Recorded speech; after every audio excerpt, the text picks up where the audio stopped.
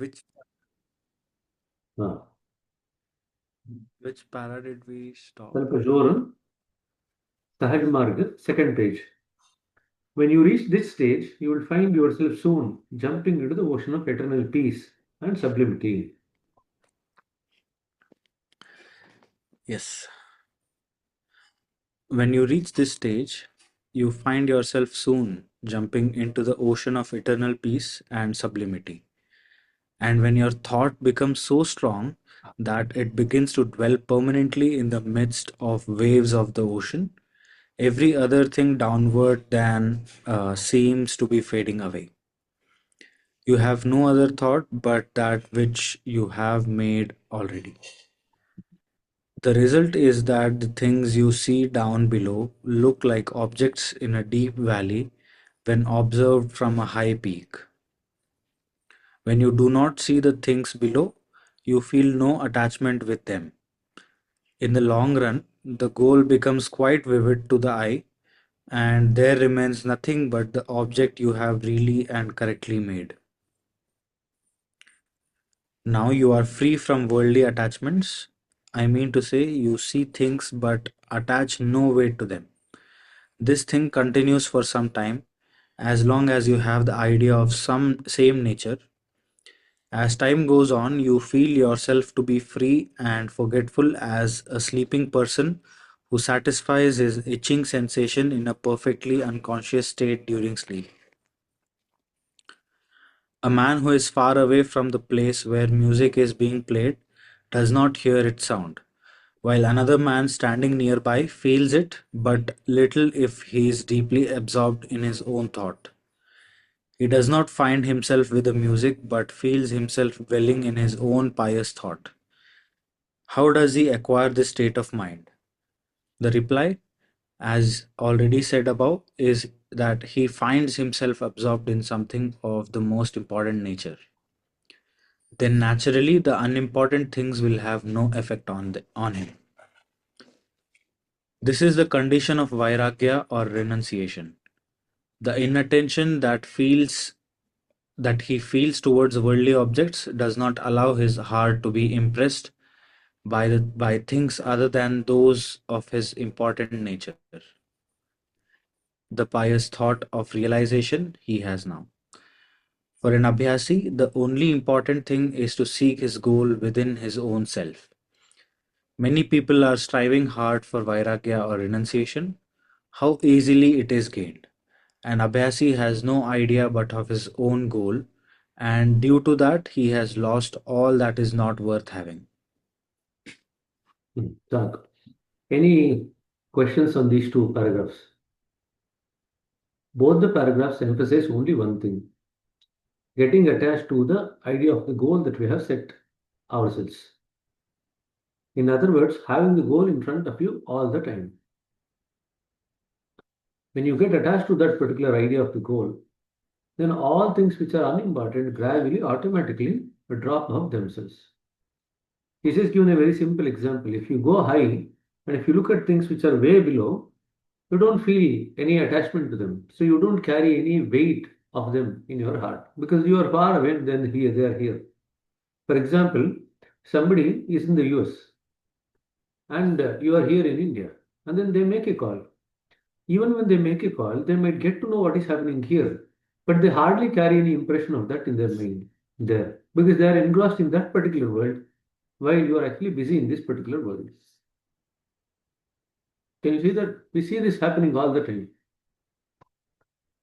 So they might actually hear literally, but emotionally there is no connect. Literally, they might hear what is happening, but emotionally they hardly feel that connect. And that is exactly what needs to happen. You remember that it's the emotionality which causes stickiness to the samskaras. More the emotional content of a particular experience, more sticky the samskara will be. It is the emotional content which causes problem, not otherwise. Okay. So why does women have difficulty? Because naturally they tend to be more oriented towards feelings and emotions. Men tend to be a bit more carefree because they are not as much prone emotionally as the females are. So men tend to kind of remember information without emotions. Women tend to remember information with emotion attached. For example, people who are going to get married now.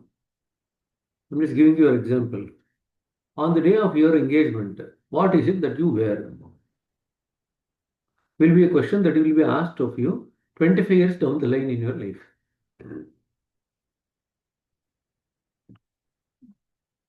ಗೊತ್ತಾಯ್ತಾ? 25 years after your engagement, somebody will ask you, what did you wear on the day of engagement? And if you don't reply correctly, then they say, you have no importance for me. You don't think of me at all. All these problems. Now the issue comes. Why is that? For them, that is an important matter to remember because there is a lot of emotions attached to it. For you, it is a matter of inconsequence. What is it, whatever it is, we vote, that's all.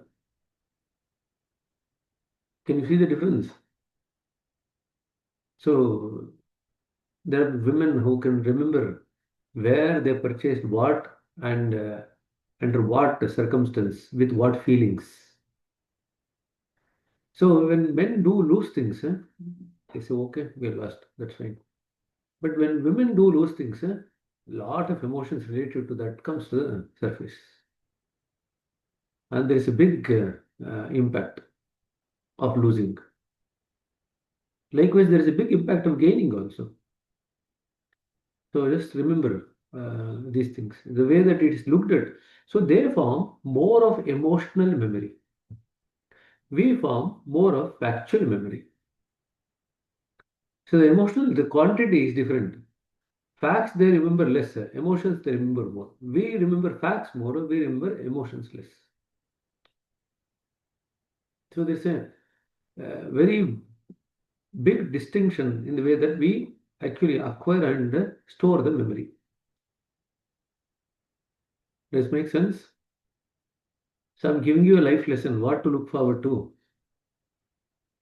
You gave the problem, but not the solution. The What they solution have is to do. like the solution is that some of these important dates and emotions you also have to forcibly put in your mind. Oh, on the day of the engagement, I wore blue shirt. On the day of the marriage, I wore for reception, I wore brown suit. Whatever it is, that's something that you have to remember. They have to maintain diary. Maintain that also as part of the dairy, right? So anyway, no, we encounter some of these issues on and off. That's why I'm just telling you. Normally, we also fail in that. So don't worry. You join our club. Okay. So Vairagya is easily achieved when we attach ourselves to one thing only, the idea of realization. Then all other things which are unimportant in our journey towards realization drop off. So we have no interest in that, even though we might use those objects, but we have no interest in that. Can you see? So you have now gained Vairagya renunciation by the elementary practice of Raja Yoga. Your individual mind is in a way now connected with the plane of everlasting peace and happiness. In other words, you have made the way from your individual mind towards that high region.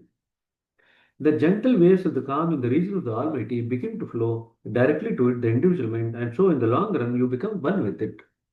So the waves of calmness in the region of the Almighty, so the mind actually becomes more and more calmer. We thought of one thing and one thing alone, attaching ourselves to the thing far above our conception. The idea of grossness is now in our heart, greatness is now in our heart. Naturally, we feel part of it. We feel ourselves as its parts or a trifling thing in comparison to that. We do it over and over again, and now we have made the passage of connecting our thought with the high region of realization, high region for realization. So initially, you have got the waves of calmness from the region of the Almighty, and that is the ninth point. Now, as you proceed further, You have the idea of greatness now in your heart of that divine. Now we feel ourselves a part of it, or we feel a trifling thing in comparison to that, to the divine. So we do it again and again. Now we have made a passage by connecting our thought with the high region of realization. As we practice this, the clouds of darkness begins to disperse and a vacuum is created by the force of the will. The power then begins to rush in a higher degree with the resultant that individuality goes away, mind remains.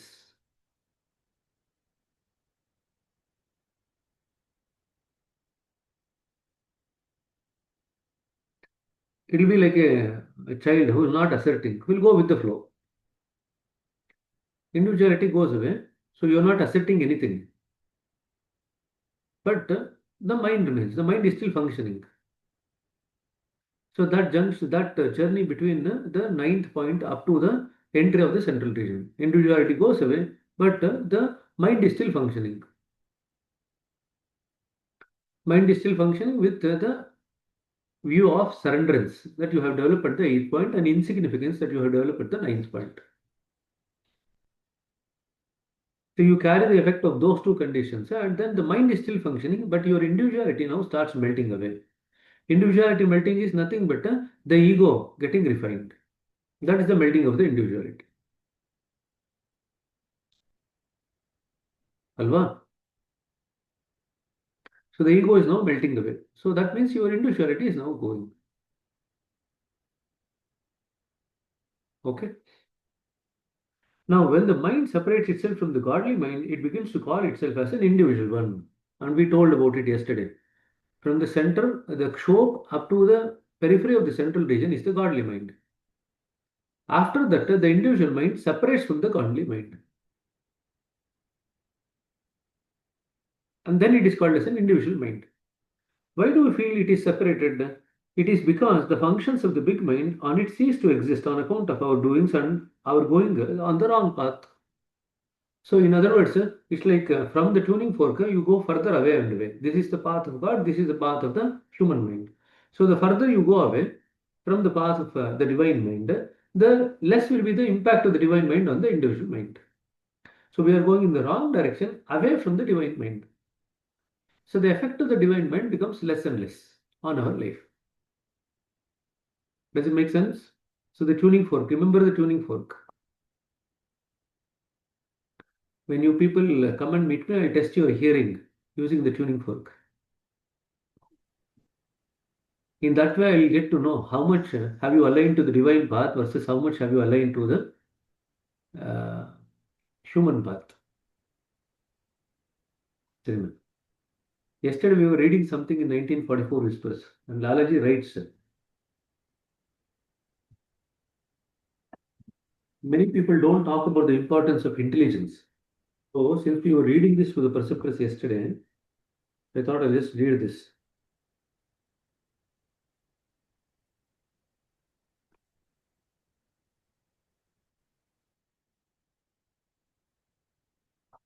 Ramachandra, on the other hand, always tried to develop his intelligence. He remained fond of that alone.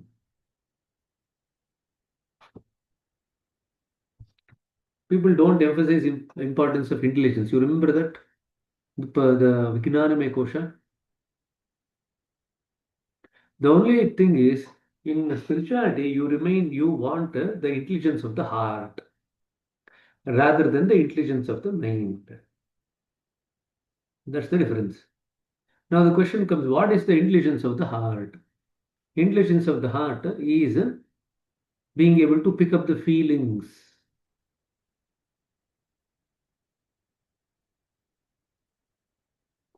So as and when the human heart develops, we become more and more well versed with picking up feelings.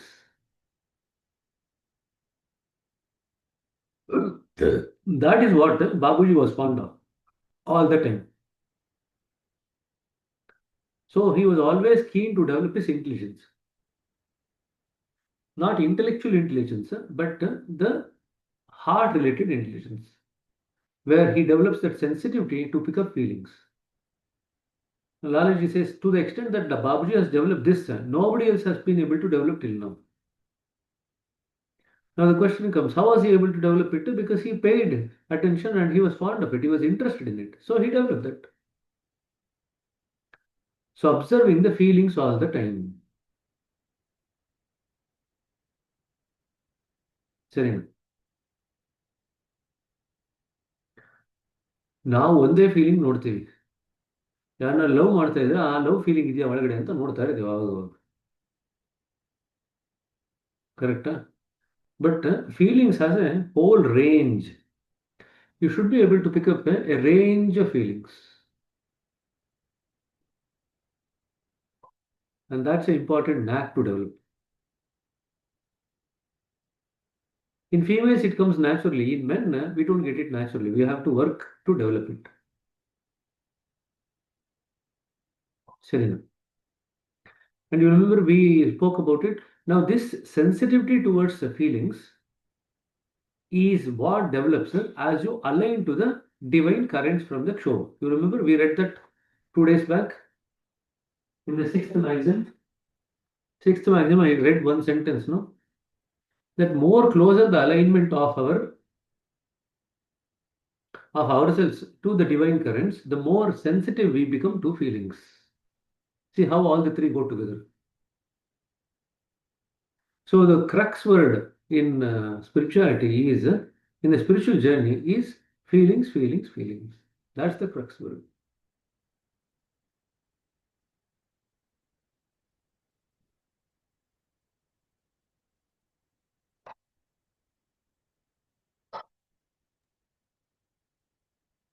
So equate that feelings with fat. How we are so eager to eat fat. Correct? All sweets are fat only. Correct? Anybody, even now, at any age, if you give them some fried items, they'll be keen to eat it. See how strongly they have feeling for the fat. If the same feeling for the fat is now turned towards the feelings of the heart, it will develop very quickly. Bharat artha ideno. So not only we eat fat, we store fat and we preserve the fat. We don't want to let go of it. ಹೌದು ಇಲ್ಲ ಭರತ್ ಈ ಕಡೆ ನೋಡಲ್ಲ ಅಂತಾನೆ ನೋಡಿದ್ರೆ ತನ್ನ problem.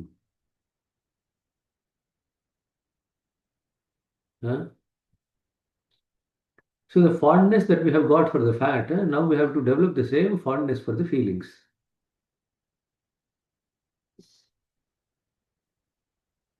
So when you develop fondness for the feelings, it becomes your friend. It opens up more and more freely.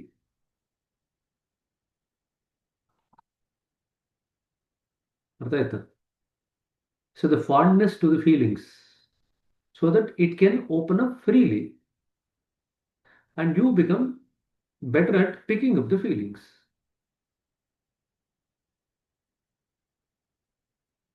ಸರಿನಾ? Fond free feel ಎಲ್ಲ ಒಟ್ಟಿಗೆ ಬರ್ತಾ ಇದೆ ನೋಡು.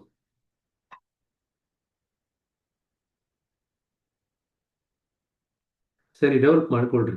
that is called as intelligence of the heart. Being able to pick up things from the level of the heart through feelings is nothing but intelligence of the heart. So when we say that we develop clarity at the fifth point, we are actually not developing clarity not only at the level of the mind. Why does the mind appear to become more clear or develop that clarity at the fifth point? Because it now gets aligned with the intelligence of the heart. So one faculty which was not there in the mind is now added on from the heart. So the faculty feeling is now added on from the heart. So the mind becomes discriminative. Can you see? The discriminative faculty of the mind. Now that discrimination is not about just intelligence, but that intelligence is aligned with the intelligence of the heart. That's when the mind is said to become discriminative. Serena. So just imagine if that intelligence of the heart now aligns with the mind, and next level intelligence of the gut also now aligns with the mind. How powerful the mind becomes,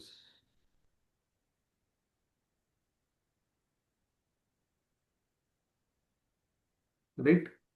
So the feelings from the heart also, the intelligence of the heart, which is the feelings, and the intelligence of the gut, which is also the feelings in a different way.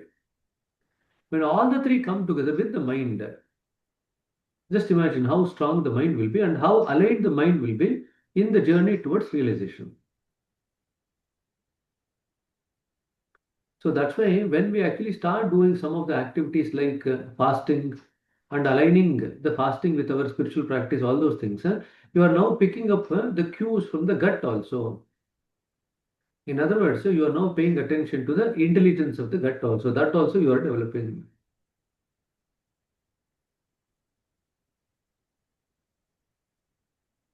You are getting the intelligence of the gut. Now, more level with the intelligence. At the level of the mind, at the level of the heart, at the level of the gut. So that intelligence, which gets aligned with the intelligence of the mind, the heart, and the gut, is said to be discriminative intelligence. And that is Viveka. Yavyeka, Viveka.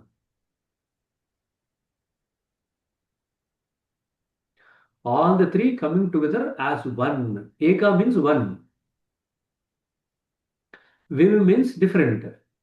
All the three intelligence coming together as one is called as Viveka. Viv means Vividha. Vividha means different variety. Vividha means variety. So Viveka means the variety coming together to become one. What is the variety here? Intelligence of the mind, intelligence of the heart, intelligence of the gut. They're all coming together as one. Then it becomes Viveka. Does it make sense?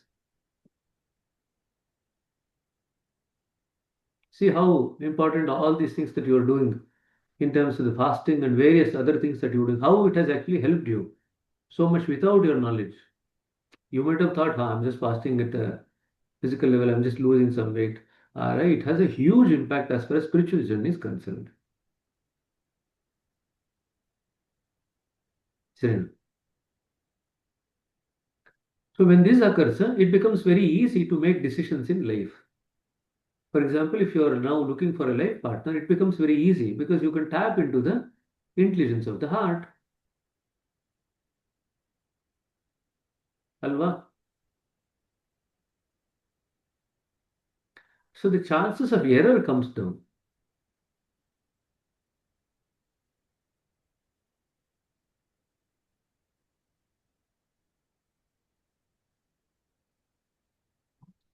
ಯಾಕೆ ಎಲ್ಲ silent ಆಗ್ಬಿಟ್ರಿ everyone is so silent.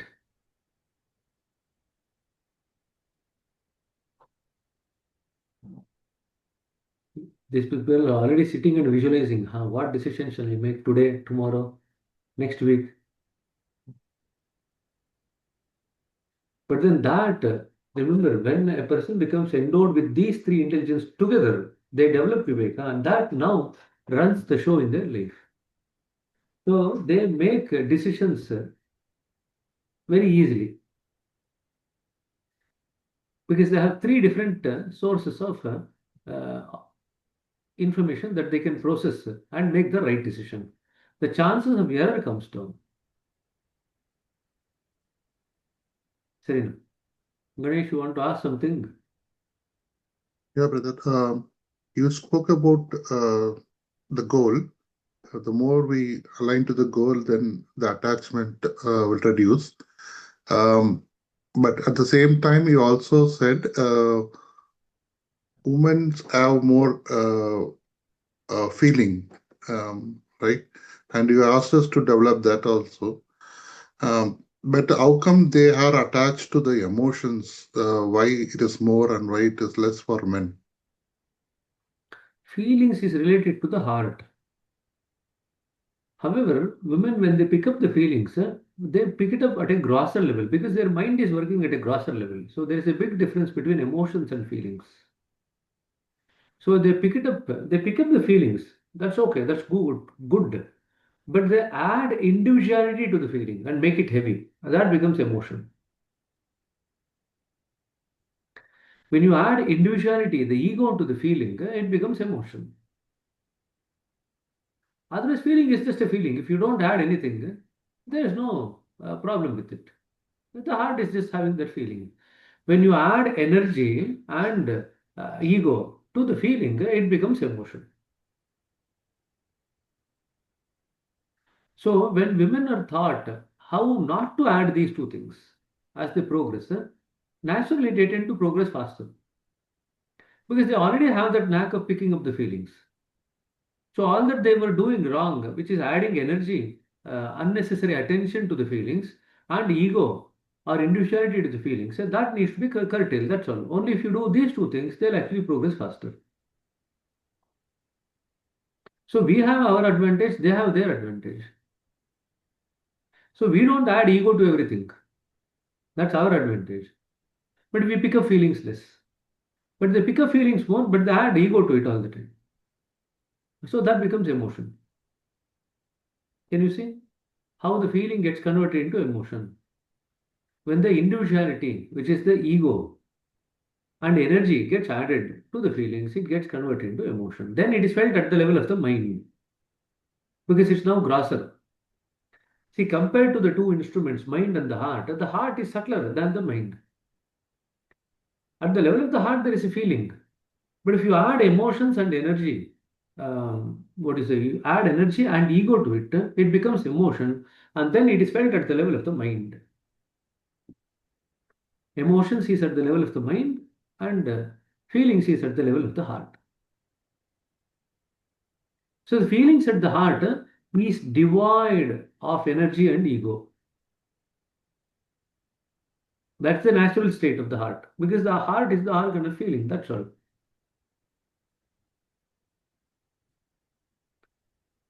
So nature has given one what is advantage and one disadvantage. We don't need to worry about it.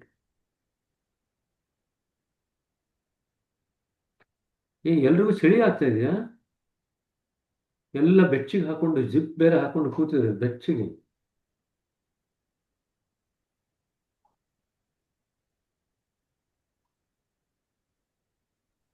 ಸರಿ ಮುಂದುವರ್ಸೋಣ. ಇನ್ನೊಂದು page ಆದ್ರೆ ಮುಗಿಸೋಣ. ಅಲ್ಲಿಗೆ next continue ಮಾಡ್ಬೋದು 157 next page ಇಂದ. So when the mind separates from the godly mind, it begins to call itself as the individual one. Now that occurs at the exit of the central region. That's where the change occurs. Why do we feel it separated? So at the Kshob, the separation occurs at the level of the soul. At the level of the entry exit of the central region, the separation occurs at the level of the mind. Third level ಆಯ್ತು. ಮೇಲ್ಗಡೆ soul level separation, ಕೆಳಗಡೆ or identity level separation, ಕೆಳಗಡೆ it is a separation at the level of the mind. It is because the functions of the big mind now cease to exist on account of our doings and our going on the wrong path. It gets saturated with these things so much that we feel nothing of reality but feel only the impressions that these things have already made. So we carry that original impression that where we were, but beyond that, we have no clue about what is reality. The impressions grow so powerful that they begin to overrule our senses. The surroundings, no doubt, also leave impressions on it. Now, when we give place to that important idea, the pious one, on the mind of ours, the impressions we had begin to lose their density, and in the course of time, we are free from these things. The effect of what is prevailing is that in that big mind is felt as well. So now we start aligning towards the big mind. When the things that we have accumulated loses their density, our individual mind now starts aligning to the big mind. And whatever is there in the big mind, we start feeling it. If you go on practicing, you will feel that the same thing in the individual mind is there, is above it. When you start feel these things permanently in your individual mind, think that you have lost its individuality. So up to 8th, 9th point, our individuality is predominating. From the ninth point up to the entry of the central region, we gradually lose our individuality. In other words, we lose our need to make choices. We allow nature to make choices for us. Anyway, nature is doing certain things. Why actually not? Why not allow the nature to make a choice? You allow it to happen. You don't make an individual choice. You don't impose anything. Whatever is coming from the big mind, you allow it to happen. Serena. Serena. When the time for creation came, the latent motion beneath the center grew stronger, causing a stirring movement which led to the formation of the universe. This may be called as the first mind or the supermind of the Almighty. We owe our origin to that mind which we call as the first mind. On the back of the first mind, there is the center, or the state of thumb, which is clearly explained in my book Commentary on the 10 Maxims of Sahaj Marg. If you have brought your individual mind to the level of the first mind, then you only have to jump over the first mind to where there is center or the Almighty. When you realize yourself to become one with that state, you have realized the true reality. That's all it is. So here step two. Align the individual mind to the first mind of God and then jump the first mind and then enter into the center. That's all. 2 steps. There you swim and swim. Nobody knows its end. When this thing comes to you, you feel everything plainness, everywhere plainness, simplicity and calmness. When you begin to live in that state without break, even then these things also seem to be lost. That means you have no impression of even these things in you. Oneness is now reigning. After you have lost the feeling of simplicity, plainness, and calmness, now oneness is reigning supreme. This is the thing that we gain by our elementary practice. See the efficacy of the system and put yourself to work. ಎರಡೇ step ಅಲ್ವಾ ಮಾಡಿದ್ ಒಂದೇನೆ we started aligning with one pious thought all the time. By doing so, we started losing our individuality. By doing so, what happens? Our individual mind starts aligning with the divine mind.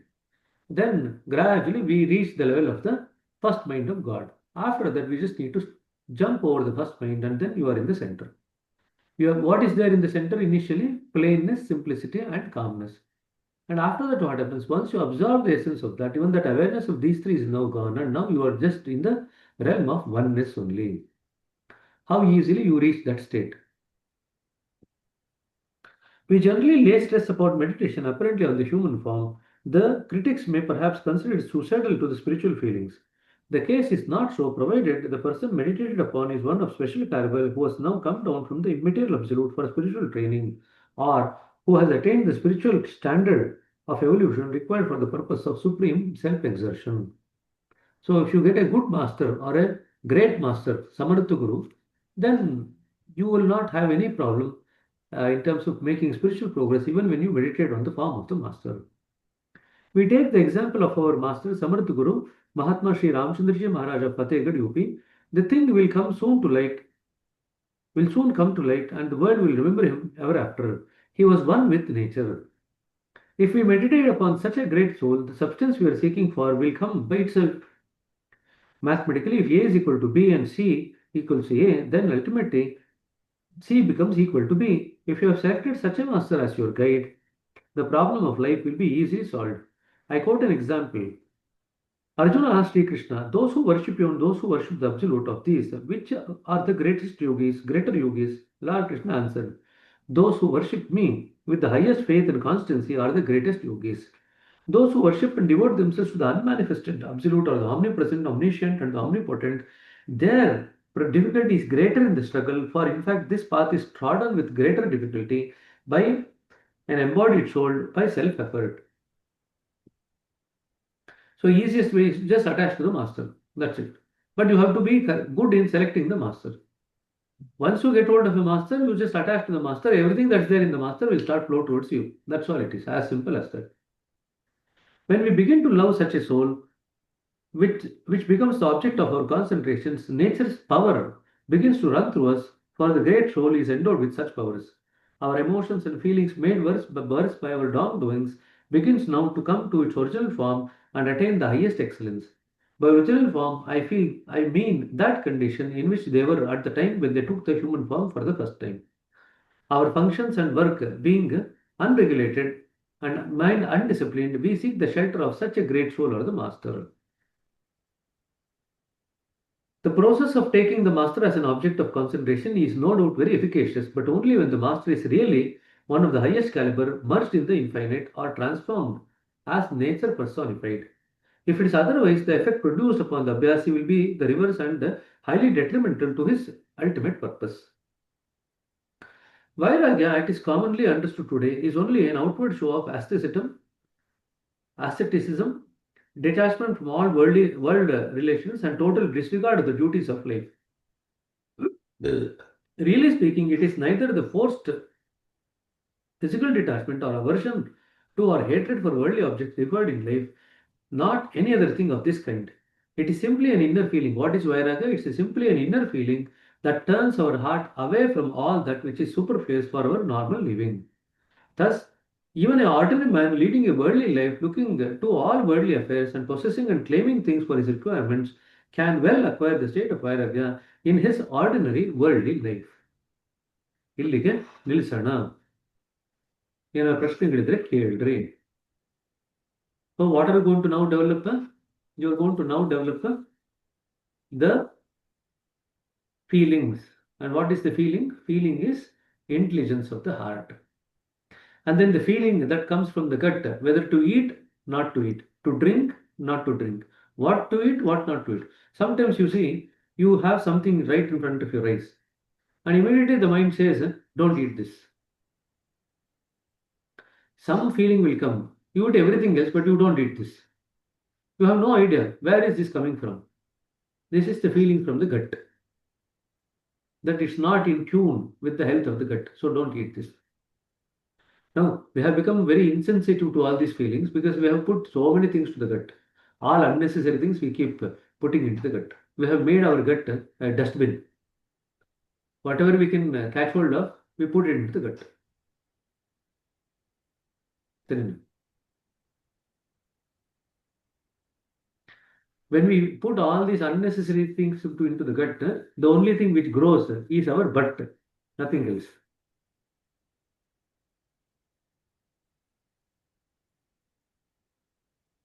ಅರ್ಥ ಆಯ್ತಾ? ಗಟ್ and but go together. ಇವಂಗೆ ಅರ್ಥ ಆಗಲಿಲ್ಲ ಭರತಿಗೆ, ಗೋಪಾಲಕೃಷ್ಣಗೂ ಅರ್ಥ ಆಗಲಿಲ್ಲ. But ಅಂದ್ರೆ back side.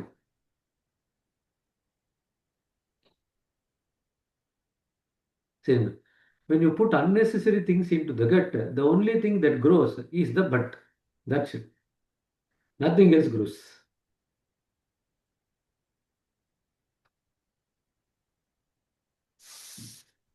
So please remember. So don't put unnecessary things into the gut. Over a period of time, the gut will become so sensitive, it will clearly say, eat this item, don't eat this. If you put 10 items on the plate, it will clearly say to each one of them, eat this, don't eat this, eat little less of this. So it will give you a clue how to maintain the system. We have to become sensitive for that.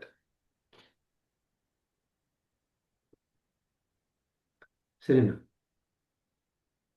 ಚೆನ್ನಾಗಿ ಬಂತು actually.